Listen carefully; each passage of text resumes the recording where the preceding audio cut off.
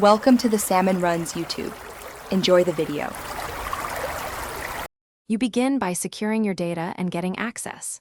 First, back up the call history file or export it through your phone or a DB. Make sure you keep the original copy. Once done, enable developer options and USB debugging on the device and install ADB on your computer. Make sure you check the device time zone versus UTC because call timestamps are stored as epoch milliseconds. If your app needs it, get write call log permission or use a root session so you can write changes back. Now you perform the detailed edit. Pull the database or export the calls table to CSV, then locate the date column which stores epoch milliseconds. Convert the human date and time you want into UTC epoch millis. Tools or simple scripts speed this up.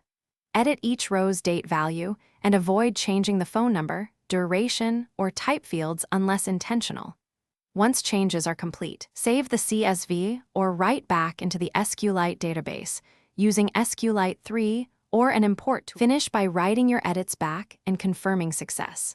Push the modified database or import the edited CSV back into the contacts provider, then set file ownership and permissions identical to the original.